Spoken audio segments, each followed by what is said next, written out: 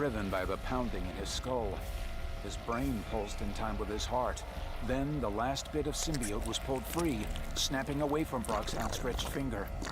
He watched it disappear into the machinery. Then, he couldn't see anything at all.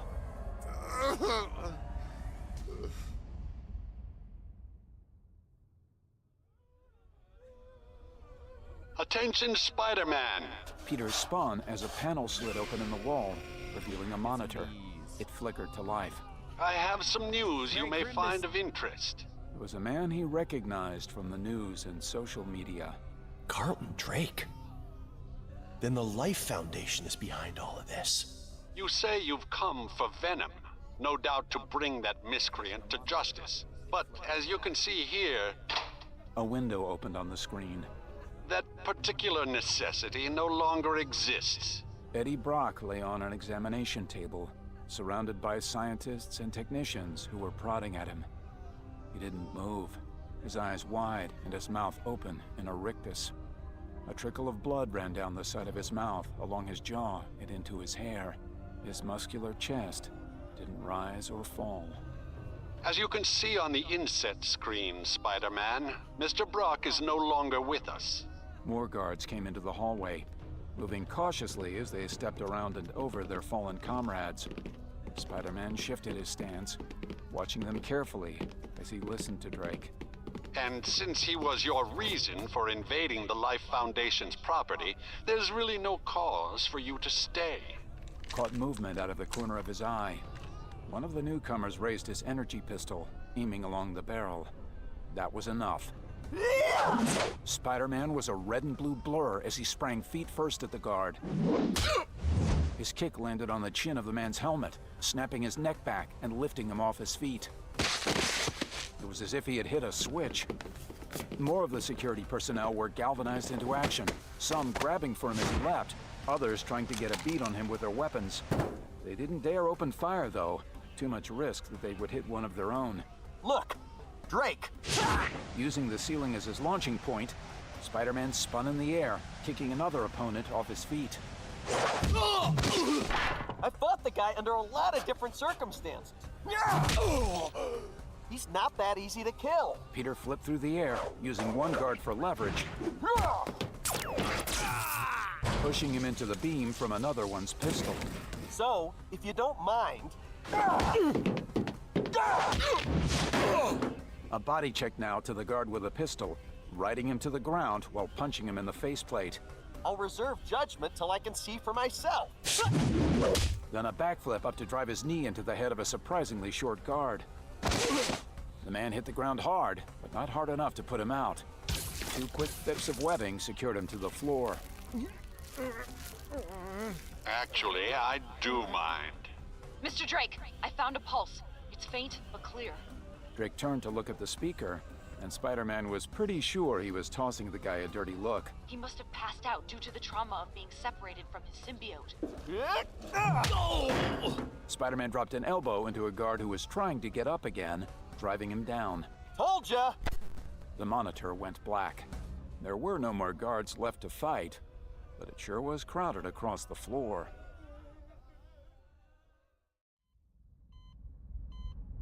Take Brock to the dissection lab.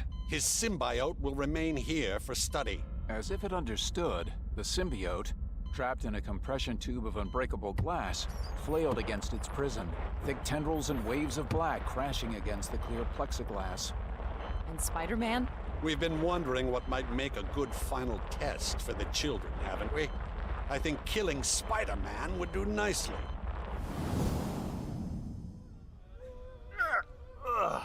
The web spinners stretched. Even with the proportionate speed and strength of a spider, it took a lot to beat up a cadre of assailants, and his muscles were sore. That takes care of the guards. He checked his web shooters to make certain they were full, but he wondered about Eddie Brock. Springing out into the hallway, he began skittering along the wall, continuing his search. He may be alive now, but unless I find... Wait. A door panel slid open, and he heard the sound of newcomers. Oh, that can't be good. It was utter blackness behind the door, and the hallway's lighting did little to help.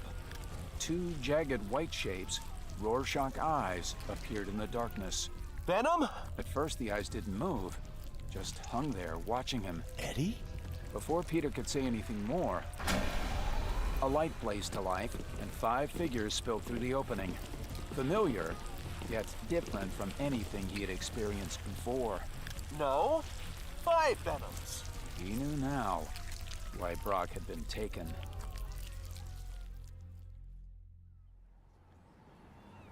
The day was warm, but the shade of the trees kept Vietnam Tom and Boyd cool. The only sunlight that made its way through was dappled and gentle.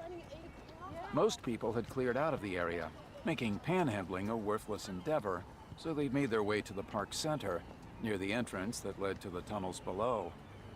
There, they'd bedded down in a tightly clustered grove of trees. A bit of a midday rest, and then they would hit the early evening crowd for more charity. Both of them dozed easily, jackets rolled up under their heads, dreaming of different things.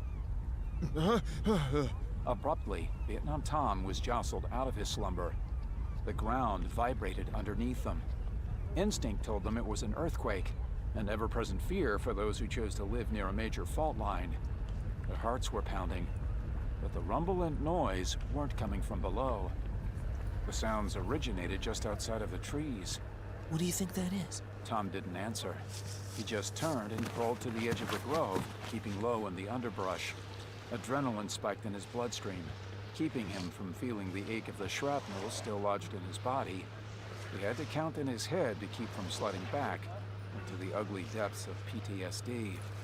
Boyd followed his example, unaware of the struggle in Tom's head, but also staying as quiet as he could. Parting the underbrush, they found their park being razed by heavy machinery. Bulldozers, bobcats, and other equipment were scooping up sod and knocking down trees. It looked like a strip mining operation.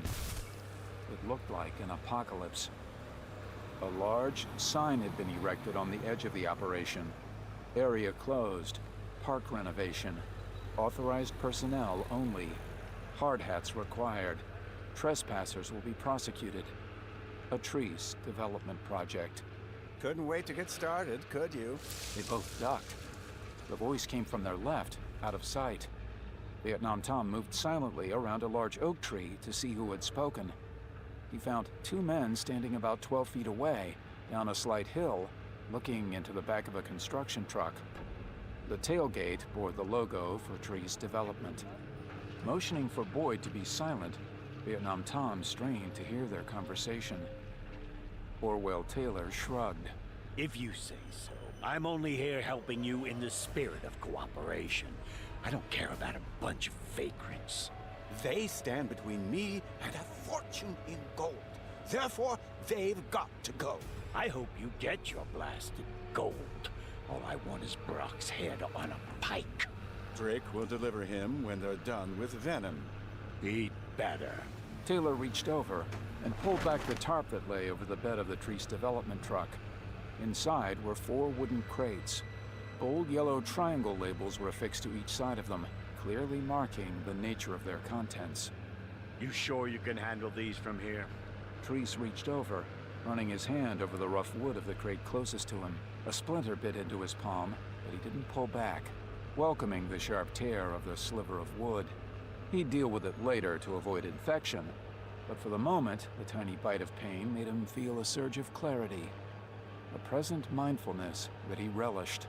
I own a large-scale construction company, Mr. Taylor. This isn't my first rodeo. I eliminated one problem when I sent Venom to the Life Foundation. As for the squatters, well... This is above military grade. It'll be perfect for my needs. You're really going to do this? Blow up the park? If I can't find the home list, then these explosives should remove them just as efficiently. You're obsessed. The pot talking to the kettle, Mr. Orwell. Best mind yourself. Vietnam Tom motioned Boyd to move away. Carefully, they made their way back to where they'd been napping. What was in those crates? Explosives. That's what that symbol meant? Vietnam Tom nodded. He had seen that same symbol too many times in the sandbox of Kuwait. We better tell Ethan and the council about this, and fast. Yeah. a feeling they might regret not keeping that Brock guy around to protect us.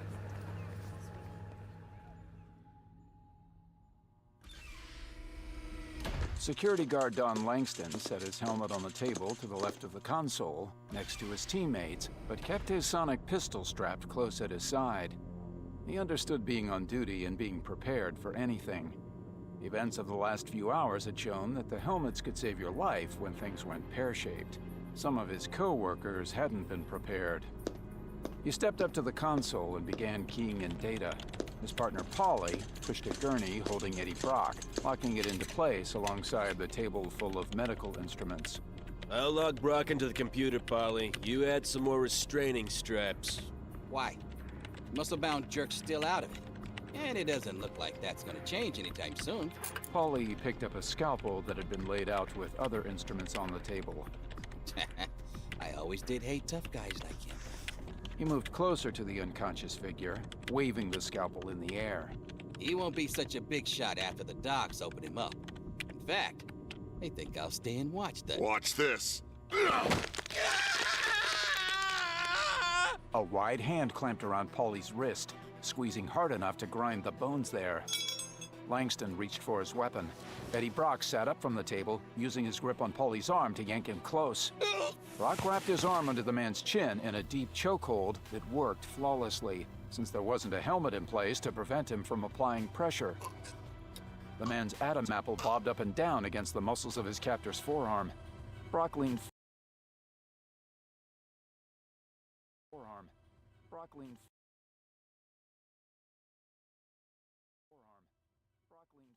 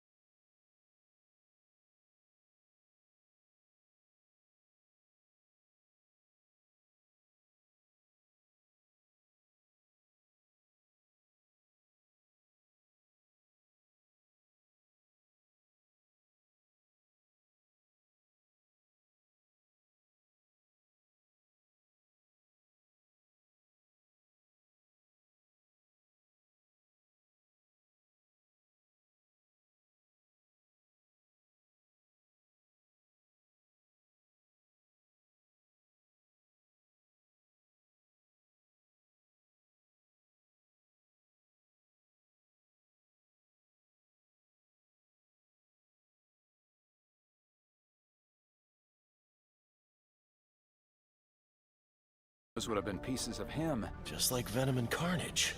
He shot webbing into the wood. He'd deal with it later. He won't be such a big shot. Webbing into the wood. He'd deal with it later. He won't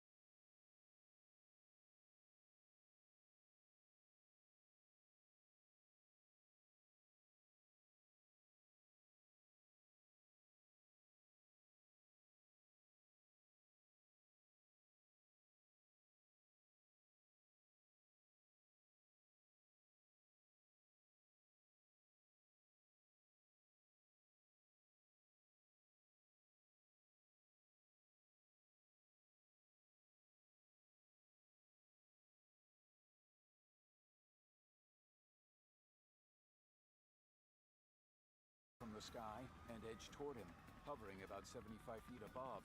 Venom crouched, preparing to leap away should its pilot decide to fire another rocket.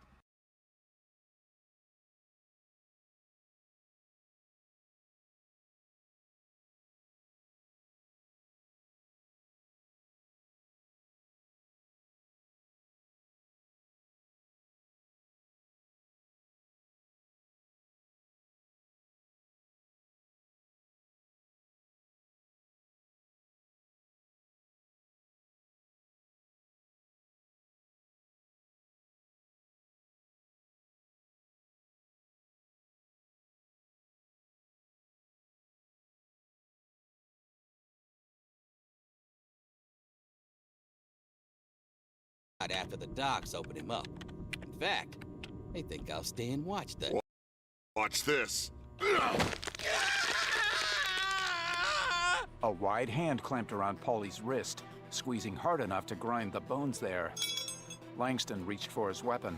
Eddie Brock sat up from the table, using his grip on Paulie's arm to yank him close. Brock wrapped his arm under the man's chin in a deep chokehold that worked flawlessly, since there wasn't a helmet in place to prevent him from applying pressure. The man's Adam apple bobbed up and down against the muscles of his captor's forearm. Brock leaned forward and used his chest to apply more pressure. My other taught me to endure pain, to throw it off and recover quickly. I'm not about to give you time to strap me in, though. Paulie went limp from the lack of oxygen. Brock hopped off the gurney and reached toward the guard with a pistol, the one named Langston. You should be unconscious for hours before you... No! Brock's muscles jerked, tense and shaking. He stayed on his feet, but not upright. Sonic God! Are those damn things everywhere? Certain frequencies are among the few things His face contorted. He shuffled another step closer. that can cause my other agony. He dropped to one knee immediately in front of Langston, so close that the sonic blast actually made the skin ripple across his back. But there's something you should know. In one swift motion, he rose, his right hand shooting out to grab his tormentor's throat, while the left hand slapped away the pistol. Without my other's alien form linked to my metabolism, those frequencies don't cause me nearly so much pain. Gotcha. Peter couldn't stop moving. If he stopped, he would be dead. He kept on dodging attacks and hitting back and slinging webs. These things don't trigger my spider sense. He leapt over a kick delivered by the golden symbiote with curved blades along its legs and arms. The kick swept under him, striking the wall and sending pieces of it flying. Any closer and those would have been pieces of him. Just like Venom and Carnage. He shot webbing into the face of the female symbiote he had encountered at the mall, driving her back as she attempted to slash him with her talons and eviscerate him. Her living hair whipped out, tightening around his arm.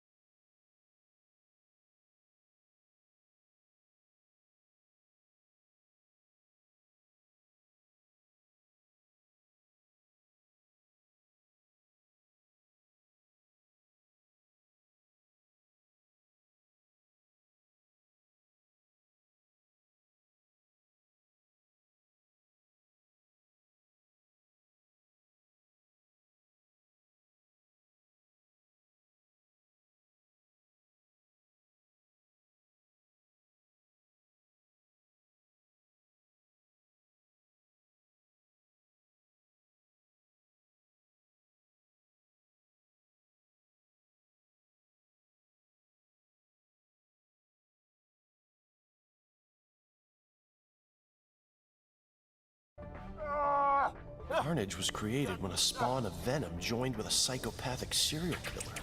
Dark green symbiote tentacles swirled around his other arm, constricting immediately, locking him in their grip. His fingertips went numb under the crushing pressure. Could these be the result of other spawn? The two symbiotes lifted him in the air to dangle helplessly. The rest of the symbiotes began to close in. They were all superhumanly strong, undeniably vicious, and wanted him dead. Maybe I should have stayed in New York.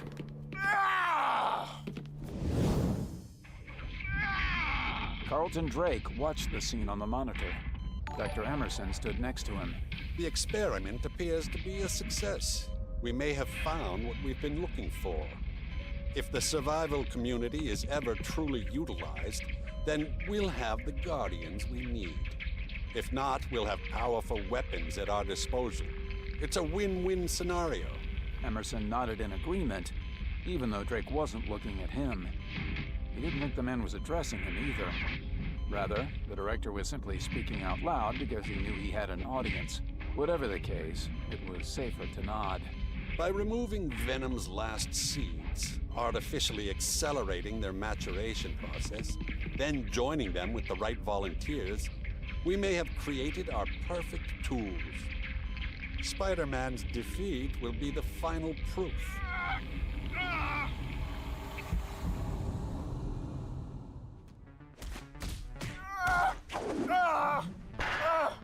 Ganging up, trying to impale me. His feet were back on the floor, but they still had him trapped between them. The golden symbiote, with the long, wicked blades in place of its forearms, nearly as long as he was tall, prepared to charge the immobilized wall crawler. Spider-Man widened his stance and lowered his center of gravity as the attacker began his assault. Extending the bladed arms toward Peter, Spider-Man closed his fingers around tendrils on one side and living hair on the other. But they forgot to take into account my spider strength.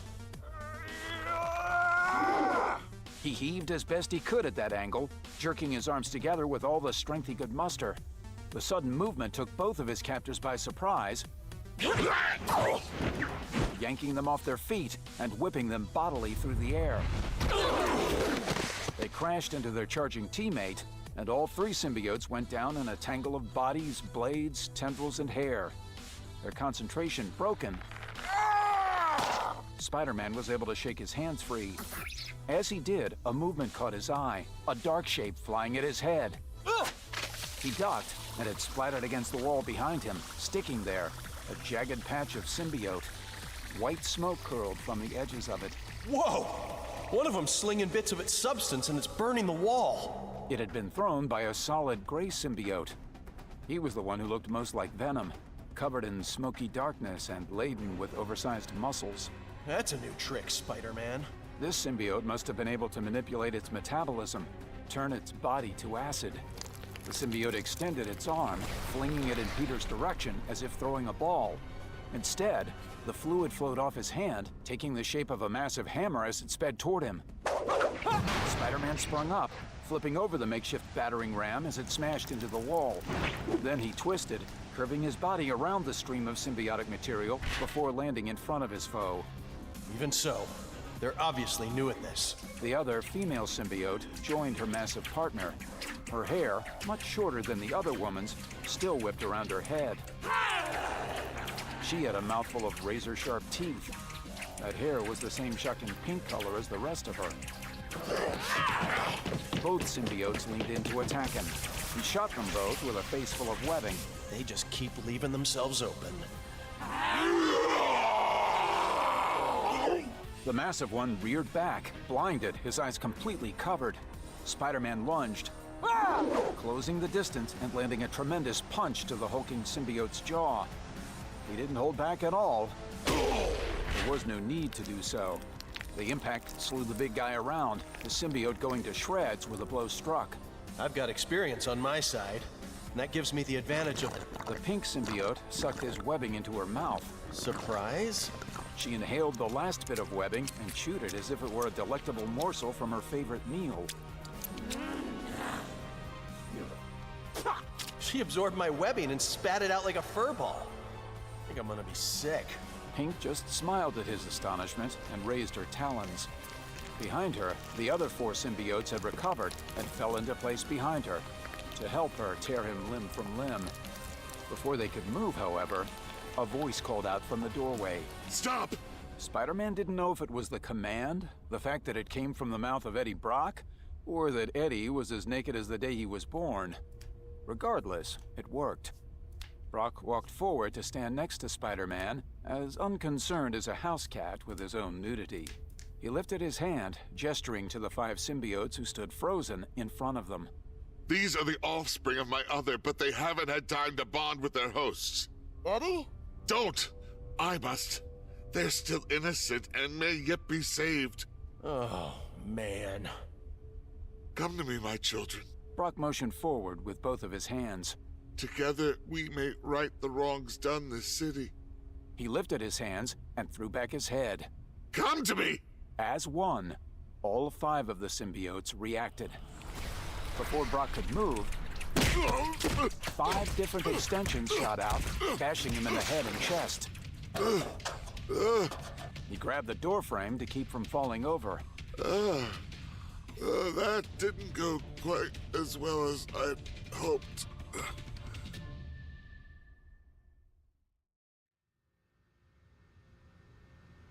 We saw it, Ethan.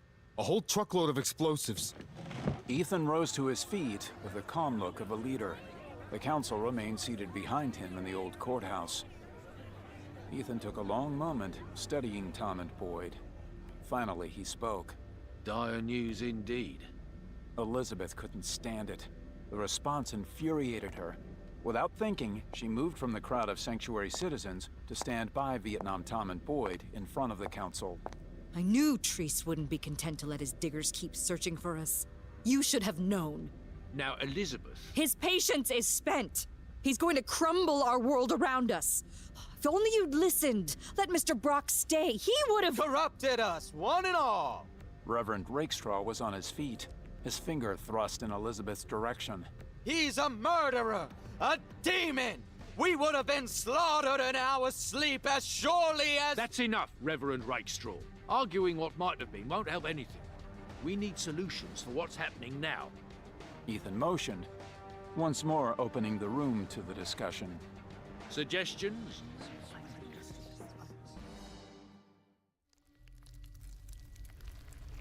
Suggestions? Spider-Man stood in the doorway, facing the 5 offspring of the Venom symbiote. Through the door, Eddie Brock leaned against a wall, still recovering from the 5-way punch he just received. He pushed off, moving down the hall unsteadily, but stronger and more stable with each step. The dissection lab. The dissect... Before the 5 symbiotes could react, Spider-Man began shooting webbing at the doorway. Oh, never mind. He covered the entrance in layer upon layer of webbing.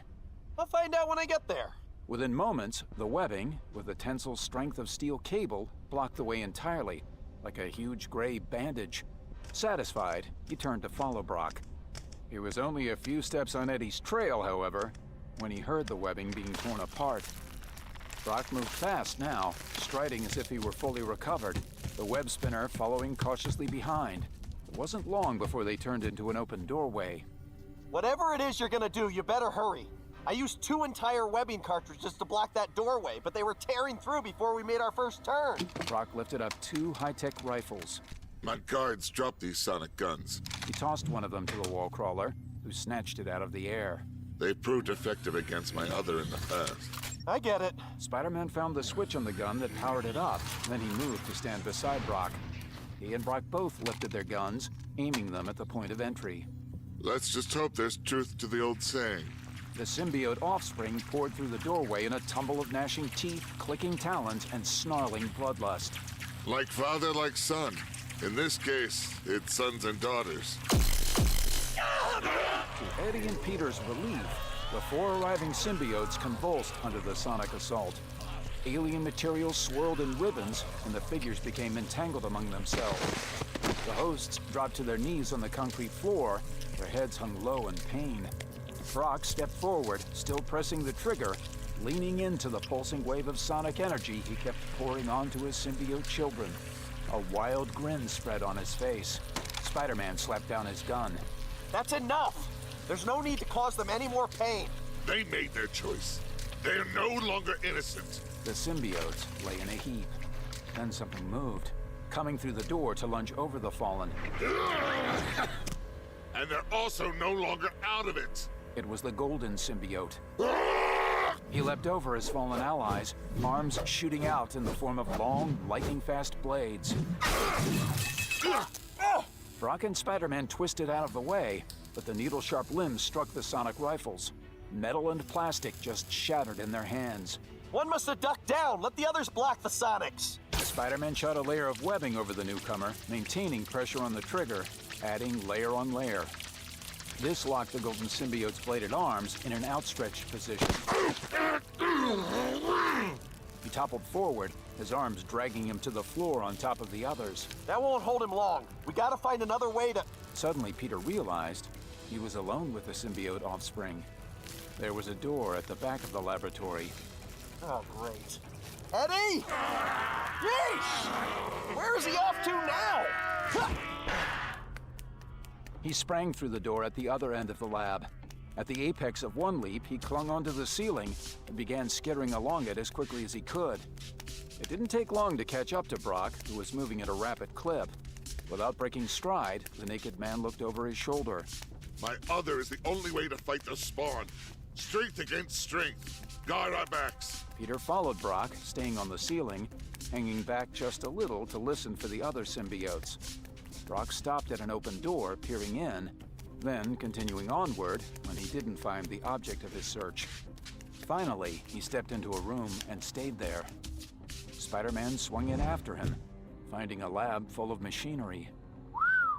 He recognized many of the machines. It hadn't been that long since he'd been a full-time science geek, and he still maintained his subscription to Stark's monthly Horizons magazine.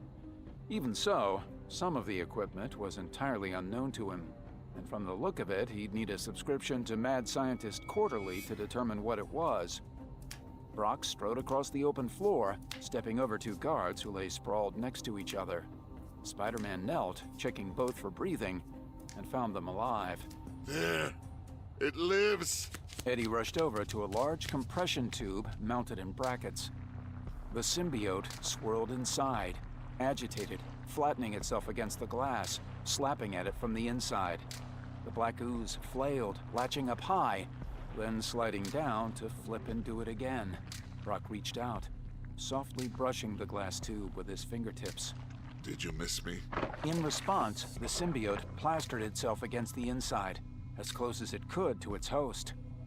They stood like that for a long moment, separated by the unbreakable glass of the tube, but unable to pull away from the almost contact. So close, even with the tube, but the missing contact was an ache in Brock's bones. He stretched toward the closest console, the fingers of his right hand still on the tube. As it slid, the symbiote moved to follow it around the slick glass. Brock stared at the console, looking for the right button or switch. They weren't labeled. Finally, he chose and pushed a button. Then the machinery that bracketed the tube began to hum, then click, the glassy surface buzzing under his fingers. The bottom seal popped, and the clear container moved upward. Brock placed his hand under the opening, and the symbiote flowed out like ribbons of solid night. It slipped over his knuckles, coating his hand and running up his arm. The bond between them fell into place like a dislocated joint. A rough scrape, a flash of bright, tinny pain, and then a wash of relief. His limbs crackled with strength as the symbiote poured over him and soaked in, saturating him in the transformation. Once again. His muscles swelled, thickening, as veins popped up under the blue-black covering of the symbiote. And forever we are. Fingers lengthened into talons. Dagger-like teeth sprouted from his temples and ran down his face to form two grinning rows of razor-sharp enamel. The hideous smile grew, jaw distending, and his long, blister-pink tongue snaked out, flapping grotesquely in a wash of dripping saliva. Venom. Forever is a long time, creep! The golden symbiote slammed into Venom's back. slashing with blades and claws in a rabid chaos of fury. Venom reached back, wrapping hypermuscular arms around his attacker. Digging his talons into the newcomer's back, he trapped his foe in a crushing hold. The golden symbiote flailed, trying to break free as Venom squeezed. With all of his might, Spider-Man hesitated, uncertain of what to do. Why fight him when you can trap him? Spider-Man, that console behind you! The attacker slashed and cut with his blades, but Venom refused to let go. It controls the sound cage that held us before you got here. Activate it, and we'll throw this upstart inside! Spider-Man spun to follow the directive. Easy for you to say. These buttons aren't labeled, just numbered. Which one do I push? Which one? Venom and his opponent were a knot of struggle, locked in combat. Ah, nuts. Spider-Man made his best guess. Immediately, a piece of machinery that looked very much like a gun swung low from the array that hung from the ceiling. It tracked over to the battling symbiotes, following them, targeting them. The golden symbiote, still locked on his foe's back, dug a bladed shin deep into Venom's thigh, causing his progenitor to spin. That placed the offspring in front of the device. A blast of electric green radiation flashed out, striking him in the shoulder. My costume! Smoldering! A portion of the symbiote turned to dust, running off his shoulder in streams of filthy green powder. Running away! Dry, rotted symbiote formed a desiccated cloud around his feet. You hit the wrong control. You started the machine that artificially matures the spawn. Venom's opponent knelt on the floor. Well, looks like it works on adults too. It aged part of that one to the point of decay. That's it. We'll widen the beam and use it on all of them. Destroy them before they can harm more innocents. But that might kill the humans inside the symbiotes. We probably haven't bonded completely. The host should survive. Probably? Should? Sorry, Venom, we can't take that chance. You mean you can't take that chance? Without warning, something constricted around Spider-Man's throat, forming a noose and locking down tight. It was Venom. Peter's hands flew to his throat, scrabbling at a thin strand that was beginning to choke him. His vision went dark as the radioactive blood in his veins was cut off from his brain, and he couldn't catch a breath. The tendril was viciously tight, and despite his strength, it only took a few moments. He slumped slowly to the floor. Venom knelt down beside him. We kept our word. We swore we wouldn't kill you, but we never said anything about rendering you unconscious. The tendril let go, slithering from beneath Spider-Man and reeling back to be absorbed into the living costume. Venom stood, tilting his head and listening. He stepped over to the console and began turning dials and flipping switches. We were a captive audience when scientists operated this machine. He had been careful to note which controls yielded certain results. Brock's analytical memory had helped in remembering what he needed to know. The maturation ray crackled and buzzed above his head. And we learned quickly. He turned the last dial all the way to the highest setting, just as his 4 remaining assailants crashed into the lab. In a whirlwind of violence and bloodlust. There he is! Get him! Venom couldn't tell which of the symbiotes was crying for his blood, and it didn't matter. All of them sought his death. Time seemed to contract, slowing everything down, and he took an instant to look at his offspring and admire their sheer berserker ferocity. They were all beautiful, and for a split second, he had a twinge of affection for these perfect killing machines that had come from within him. They were like him, even though they were completely different. They were his dark potential. They were like the old him, the Venom before he changed his ways. Yet the only redemption for them lay in disintegration. As they crossed into range, he hit the button. The electric green radiation formed a wide, bathing glow that washed over them at full strength. All 5 of the symbiote offspring, including the fallen one, convulsed, their bodies twisting in violent seizures. As their muscles locked and contracted, the still immature symbiotes exploded into dust, spilling across the lab like a rolling sandstorm. The human hosts sounded as if they were being electrocuted. Spider-Man rose from the floor to his hands and knees to witness the violent destruction of the symbiotes. No!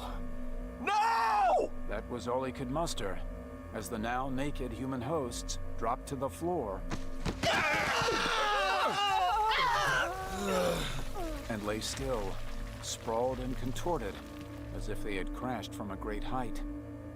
They lay unmoving in a mound of desiccated symbiote. The web spinner rose to his feet. The symbiotes! Nothing but dust! They're dead! All of them! He turned to the creature responsible. That was a dirty trick, Venom. I won't forget it. Really, Spider-Man? The humans are still breathing, aren't they? The wall crawler looked again, closely studying the human hosts. To his surprise and relief, they all appeared to be breathing. Is there no pleasing you?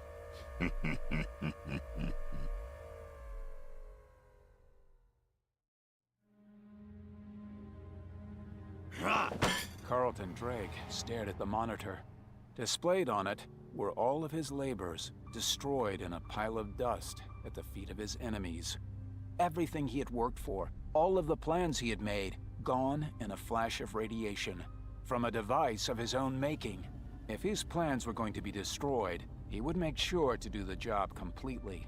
Sound the evacuation alert, Mr. Gomez, and begin auto-destruct procedures. We'll have to destroy this entire installation, eliminate all traces of the Life Foundation's involvement. Nothing identifiable can remain. The technician stared at him for a brief moment, then nodded and went to work. Drake took one last look at the laboratory. This wasn't the first time Spider-Man had compromised a major investment. Perhaps in the future, Drake would do something about that. He turned and walked out the door.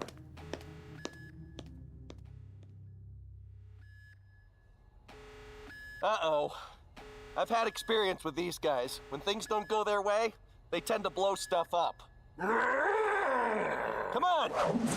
The web spinner moved to the door, motioning for his companion to follow. I stowed away on a copter to get in here. I think I can find the hangar again. The base was a maze of hallways, but Spider-Man, as a native-born New Yorker, retained an innate sense of direction. He quickly led the way toward the facility's center, where the flight deck was located. The last hallway opened into the vast chamber of the hangar. Spotting the aircraft on which he had stowed away, he quickly moved toward it. This may work out yet. They came to California to nab Venom. And if I can take him by surprise once we're free, I can still turn him over to... With that thought, he stopped and turned. He was alone in the hangar. Nope. Then he smiled, in spite of himself. That sucker may be crazy. He's not stupid. There was no time to figure out how to get inside, so Spider-Man leapt quickly to the aircraft and found a place where he could cling out of sight. Men and women rushed into the hangar, a mix of guards, technicians, and scientists, along with some civilians. From Peter's vantage point, he looked, but he did not see Carlton Drake anywhere in the crowd as it dispersed among the vehicles. The people hurriedly clambered into the aircraft as vast panels in the roof began to part. Harsh desert sunlight poured in like a spotlight as doors and hatches slammed shut and the aircraft came to life. Spider-Man crawled over the wing into the aircraft's underbelly to avoid the downwash of the rotor blades. He found a curve that provided him with some protection and webbed himself in place. The helicopter rocked back and forth. He pressed himself against it as it rose quickly, shooting straight up. The ascent was rough, as the small aircraft fought through the turbulence caused by the other aircraft that were trying to escape the base. They passed through the open hangar doors into the dry desert air, and the flight became instantly smoother. The aircraft banked left, picking up speed as it flew away from the Life Foundation base. All around him, aircraft headed away in different directions. Down below, convoys of land vehicles streamed from the facility. They included trucks, jeeps, and vehicles he had never seen before. It looked like a cross between a tank and a dune buggy. Rats abandoning a sinking ship. Seconds later, the secret base collapsed in on itself like a fallen cake. And then, the entire compound exploded in a flash of hellish light, as if it had been hit with a bomb from above. Dust and debris swirled up into the sky in a massive column, a tornado in reverse. Moments later, a shock wave of concussive force rolled across the desert in all directions, quickly catching up to the convoys as they sped away. The vehicles in the rear, closest to the destruction, were tossed and tumbled across the desert floor like bowling pins from a strike. Those farther away bounced on the sandy landscape, slewing left and right as if they were driving on ice, straightening again once the shockwave had passed. The aircraft to which Peter was strapped rose sharply to avoid being caught by the wave and thrown to the ground. The sharp ascent yanked him against the web harness he'd made. They were high enough to remain in the air, but the aftermath buffeted the helicopter as it passed beneath them, spinning it almost completely around. If he hadn't been used to swinging on webs, Spider-Man would have probably thrown up. Made it. I bet my left web shooter that Venom got away too. He settled into the sling that held him in place, getting comfortable for the trip. He didn't know how long it would take, or even where he was going. Which means I better make my way back to San Francisco. This isn't finished yet.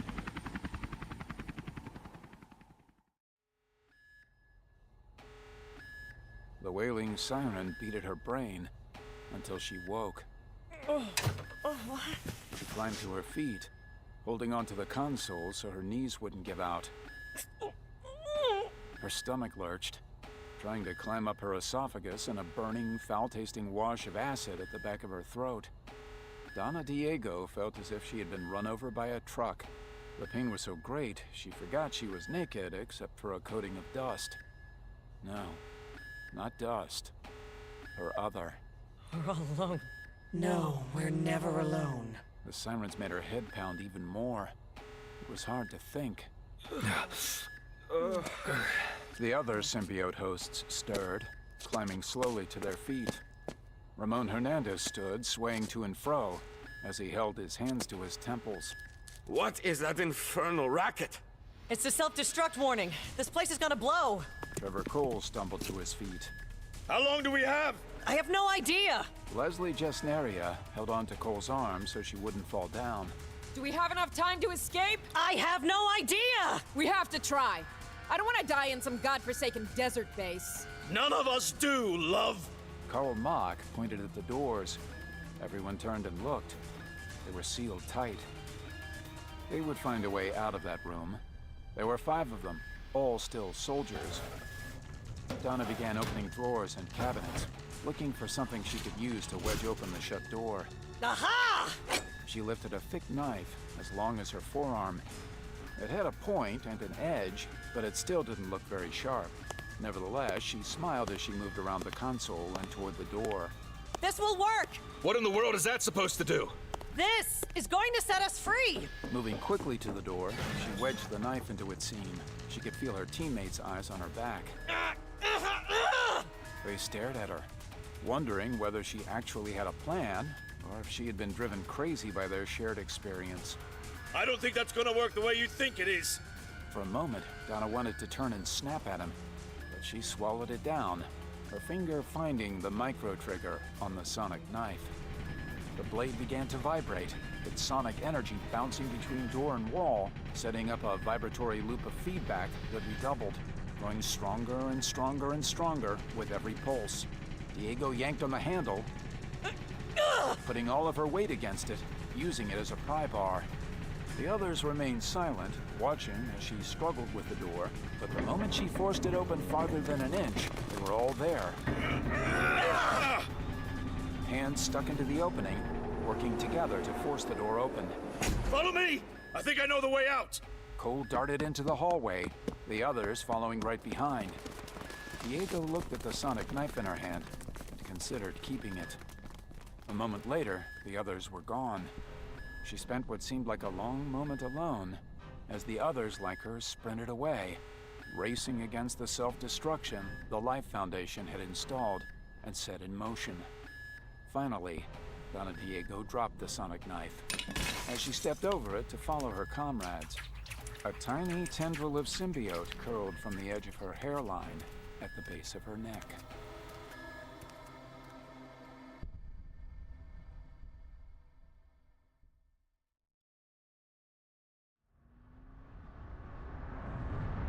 The truck bounced along the desert track, hydraulics creaking as the tires lifted and struck back down when the shockwave passed over. A crack appeared in the lower corner of the windshield and raced across to the other side. Something with weight and mass struck the hood in a stream of smoke, bouncing off to the side, leaving behind a dent large enough to cradle a small child. The paint in the dent flaked up and blew away as the truck continued to race through the desert ahead of the rolling dust storm created by the explosion. Phil wished he'd never gotten the job there. The benefits were good, the pay was okay, but go to work for a secret organization and you might find yourself in the middle of the desert running from the huge explosion that destroyed your workplace. Running with a rope of alien schmutz around your throat. He really wished he had kept his job driving a forklift in that warehouse in San Antonio. Phil glanced over at the man who sat next to him, taking up more than half the bench seat, even though he was leaning against the door. He had brush-cut blonde hair and a square jaw, and a lot of muscle, slabs of it under his clothes. One massive arm lay along the back of the seat they shared. From that arm came a snake-like coil of black. Something had wrapped around Phil's throat. Excuse me, sir. Did you say San Francisco? Eddie Brock looked out the window at the falling embers. Roland Treese betrayed us. Sought to keep us from protecting those innocents at the park. He's about to learn how badly he failed. Eddie turned away from the window and nodded to Phil. Yes, driver. To San Francisco, and don't spare the horses. We have places to be, things to do, and entrails to devour.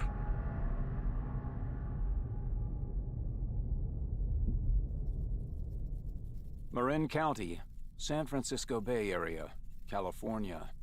That's impossible. Crane stared at the bank of security monitors that covered the grounds of Roland Treese's estate.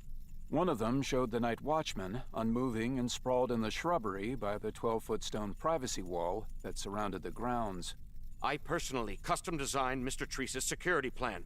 The next monitor showed another guard, face down on the porch in front of the main entrance to the house. The positioning of the guards, the cameras, the trip beams. The third monitor showed a guard slumped in a heap at the base of the sweeping staircase that led to the second floor. The floor Crane happened to be on. Everything was taken into consideration. It was perfect. Nothing could have gotten through without sounding a dozen alarms. Nothing! Human? Venom stared at him with blank Rorschach eyes. Crane backed up against the monitor console. You're that thing. The one that broke into the Treese building down in the city. Oh. How sweet. You remember us. He stepped into the room. His mass grew with each footfall, the symbiote adding muscle and increasing his size until he loomed over the head of security. We require information, and returning to Treese's business headquarters is too risky. So we've come here to find out why he's offered to renovate a park in San Francisco. A plan that could destroy a society of innocent people living beneath that park. He paused halfway across the room, glancing up at the monitors, talent hands held at a menacing angle. You're going to tell us, aren't you? Not in this lifetime. With a rapid, practiced move, he lifted the gun and pointed it at Venom. He didn't aim. They were too close for him to need to. His finger jerked the trigger rapidly. As Venom staggered against the wall, the head of security seized the opportunity and dashed through the door, sprinting down the ornate hallway. The passage flew by in a blur as he ran. He turned the corner and found what he was looking for. A 6-foot-high steel oval set in the wall with a keypad alongside it. He entered the panic room, turning to a matching keypad on the other side. He typed in another series of numbers. That solid steel door was built as a barrier, protection against kidnappers. He figured it should be just as effective against... Then the edges of the 8-inch thick door crumpled like a styrofoam cup.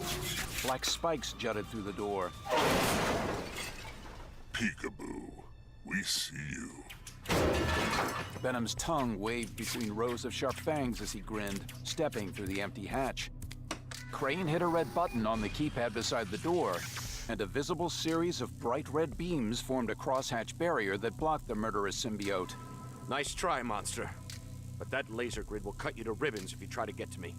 Venom studied the grid, tilting his head from side to side.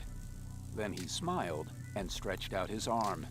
In that case, it's a good thing we don't have to get to you to hurt you.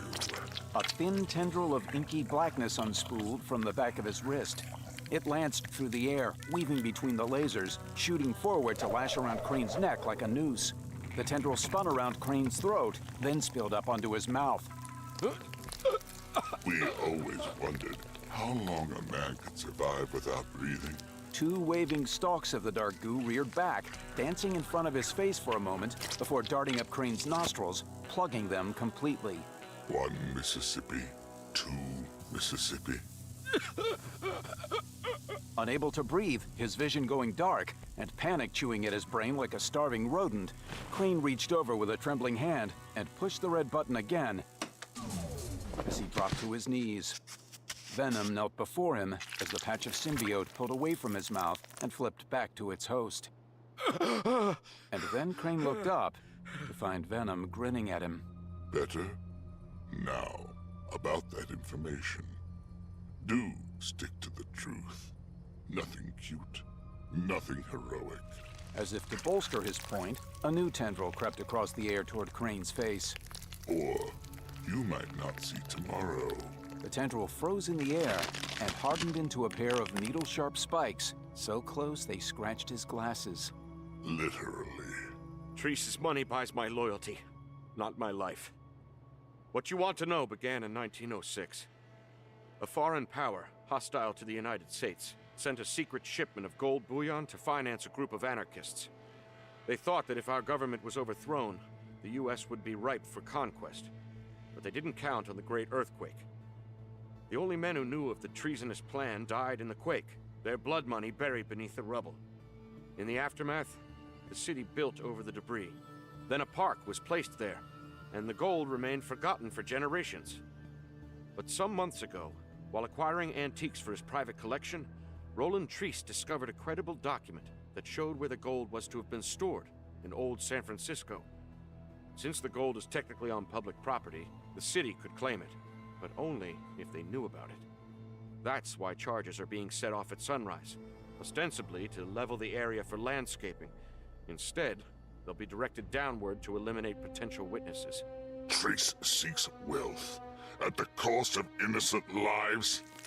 Venom reared up, enhancing his height to an impressive 8 feet.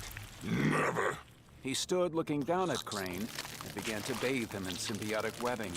Once the man was thoroughly cocooned and attached to the floor, Venom rose and stepped outside of the safe room.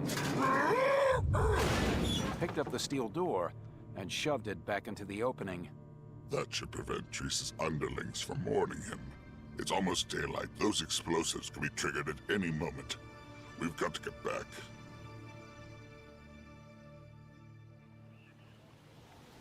The fog in the park lay close to the ground, thick and soupy, making everything appear hazy and indistinct.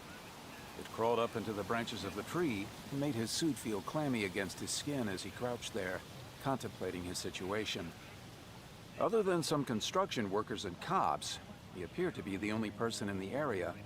No surprise, since the sun had just begun to rise. Okay, now what? Venom and I had a truce, but I couldn't let go.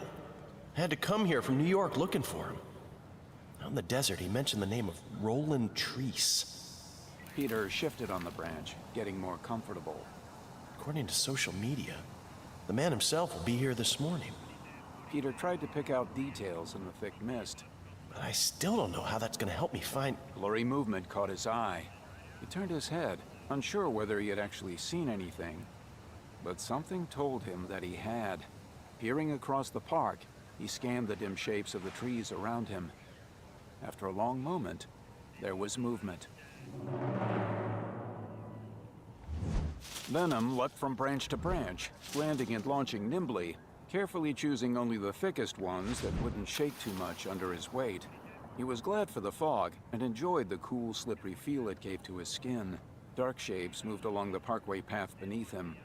That's it. Quietly. We mustn't disturb the nice policeman. None of the dark shapes looked up.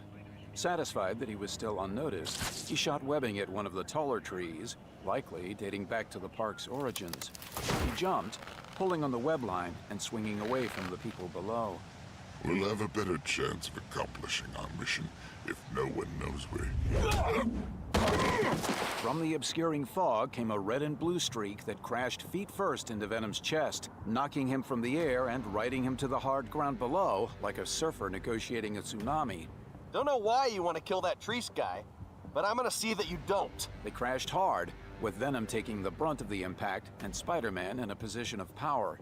The web spinner didn't give his dazed opponent even a moment to recover. He wasn't holding back either, using the full measure of his spider strength. The symbiote slid sideways from the punches, twisting around Eddie's head like a rubber mask. I knew I should have never let you go! You're insane! Bloodthirsty! There's no way you should be free to... Enough!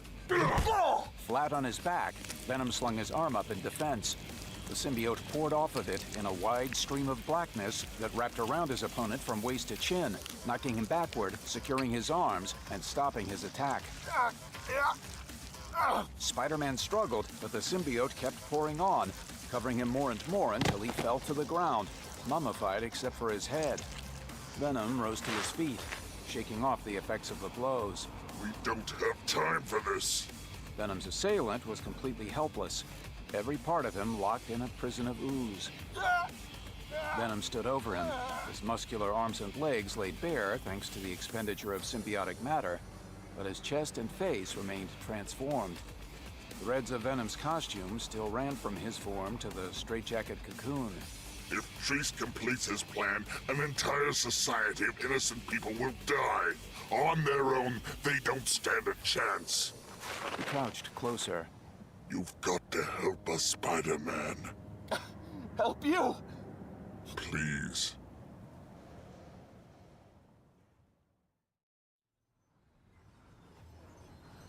All set, Mr. Treese. Roland Treese turned away from the bulldozers and backhoes digging up the playground in the park. From his position next to the construction trailer, he surveyed his security forces stationed around the site. They seemed uncomfortable in their off-the-rack two-piece suits and ties, standing in the dust and the dirt and the mud. He paid them enough to deal with it, and didn't care whether they were comfortable. He wore a hard hat, as did the blond, bearded man standing in front of him. Except the man's hard hat was dirty and scuffed, and the yellow had faded to a hard cheese color. Treese's helmet was slick, shiny, and new. Excellent, Coppersmith. I trust the advance I paid you was sufficient to ensure everything will go as planned. Have you earned your pay? That I have, sir. Everything is prime. Just push the ignite button in the command trailer and San Francisco's in for one heck of a wake-up call. Better idea. How about letting the city sleep in today? Both men jumped, then turned, to find Spider-Man and Venom crouching on the edge of the trailer like vengeful gargoyles. Matter of fact, I insist. So do we. Out of the corner of his eye, Treese saw one of the security guards pull his gun and pointed at the two intruders. Treese threw up his hand, signaling for the man to stop. Wait! The police expect the noise, but the gunshots would bring them running. There's another way. He pulled out his phone. Jenkins! Get your crew here on the double. Venom leapt from the top of the trailer to land near a massive bulldozer. Ooh, decisions. What should we break first? His tongue rolled as he spoke, dripping strings of spittle. Your nose? Your neck? Or what passes for your spine? How about everything? He shoved both hands underneath the heavy steel tractor. Muscles swelled beneath the living alien costume. He gathered biomass as the symbiote made him stronger, and then stronger still. His muscles seemed to multiply, splitting and growing into new ones. His mouth hanging open, he lifted the rear of the bulldozer into the air. Mud dripped from the tracks as he held the massive earth mover above his head. Spider-Man stared, speechless. It was frankly terrifying to think of someone as unstable as Eddie Brock wielding that much raw physical strength. During his own time wearing the alien costume, he had been both faster and stronger than normal. But this was a whole new level. Was there a limit to how strong Venom could become?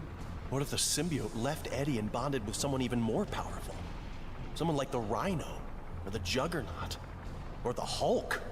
There was no telling what might happen if the Hulk's elemental power were mixed with the unstable, often murderous alien symbiote. It was simply too horrifying to contemplate, so he shook off his amazement and began to move.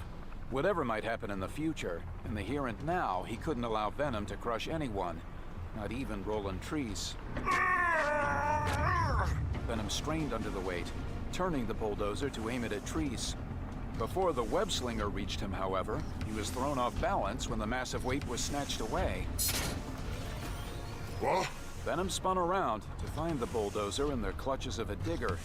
Two more diggers moved up behind the one that held the earth mover. Ah, Jenkins, we presume. Treese's junkyard dog. You're a regular Sherlock Holmes, pal. With that, the digger began to twist, swinging the massive bulldozer in his grip. So try deducing your way out of this. The digger snapped forward, flinging the bulldozer at its opponent. Venom leapt out of the way as it hurtled past and crashed into the ground. It rolled in a path of destruction, flattening trucks and stacks of supplies until it crashed into a tanker truck. The 18-wheeler stopped the bulldozer's momentum, but the impact creased the long aluminum tank and took it off its wheels. The truck rocked over, then lay on its side. Within the crease, there had to have been a puncture. The contents of the truck began to trickle onto the ground where it lay. Venom moved over to his uneasy partner. We've fought these machines before, Spider-Man. They're called diggers.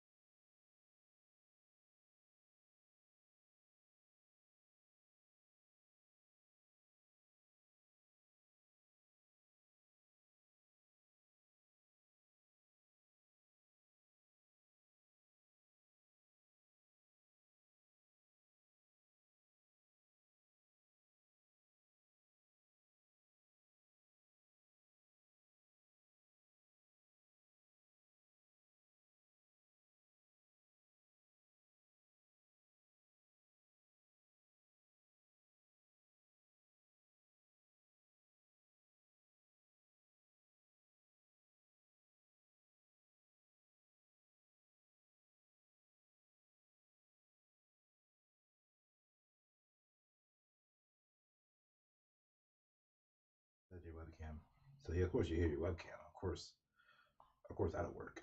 But 1, 2. Oh yeah, my webcam. I don't want a but you webcam. don't want that. You want. Of course that'll work. But 1, 2. Oh yeah, my webcam. I don't want a but you webcam. don't want that. You want.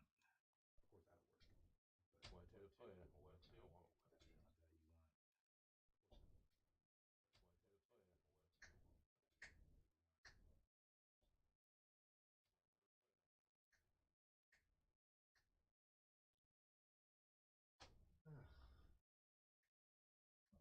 1, 2. That is it. Oh, camera audio. 1, 2.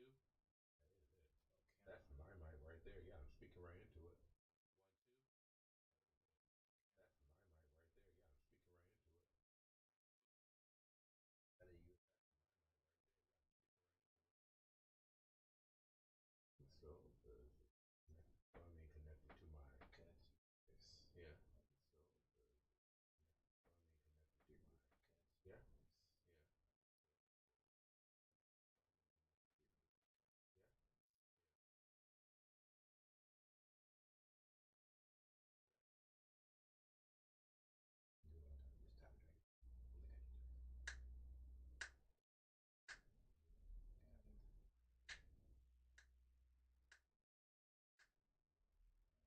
Hold on, I wonder if I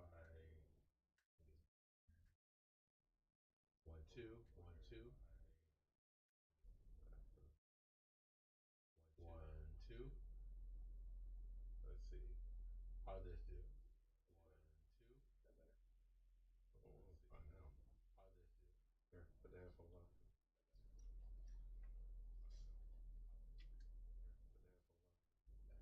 So what I'm trying to figure out is which audio. Oh, you're not even near a mic. That's why. So, That's. oh, you're not even near a mic. That's why. 1, 2.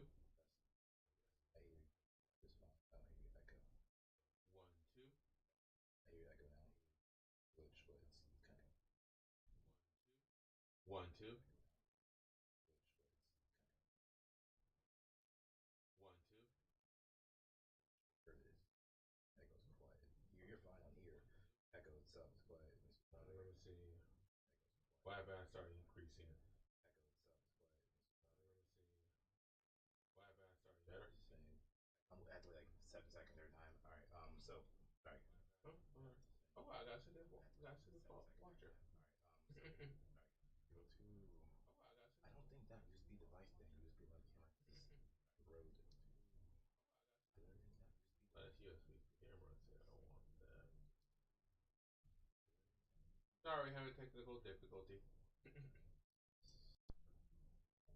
Sorry, having 1, 2. Try that now. 1, 2. 1, 2. How that sound?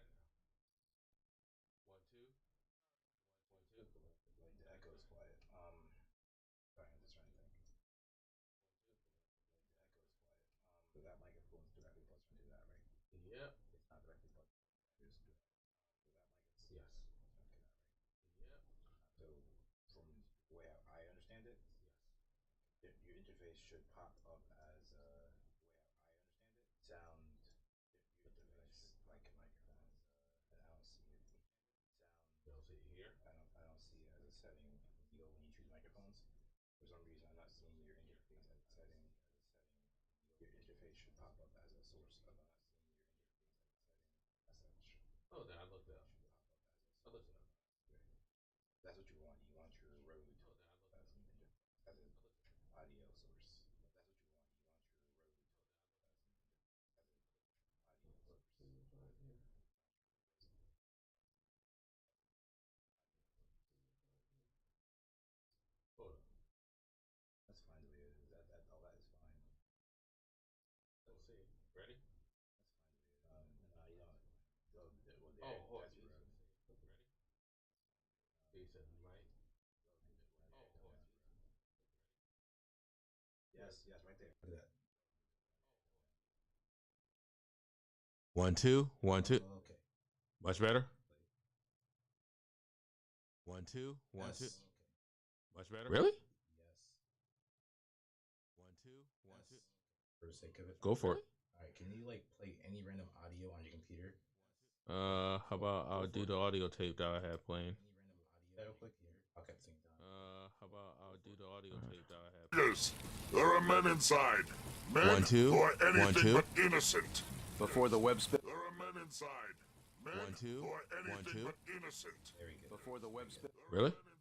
All right. I gotta figure out what I did. What I did there. All right. I think I let you do. I think I went too. I gotta figure out what I did. What I did there. No, you left it right, but now I gotta figure out how to. Oh, there I go. I go to mute. Okay, cool. All right. So it sound better now? Oh yeah, much better. Okay, cool. People probably like this. What's going on there? All right, we're back at it, people. Had to have my nephew help me out. He's a genius here. All right. Where was I? Oh, my audio loud now. Okay, let me bring it down just a little. All right, let me get back to work. Oh, I lost a follower. Oh, it's okay. You know what? Ain't about the followers. Even though, oh, look, I got 20. Ooh. All right, let me get back to work, guys. Where was I? Ugh.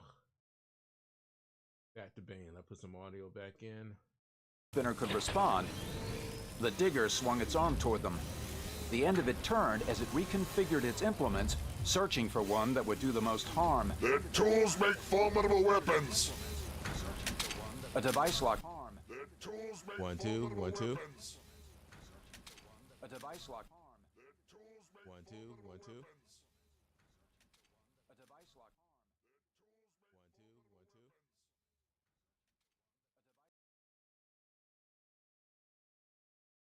1 2 Into place at the end of the digger. Yeah, go ahead.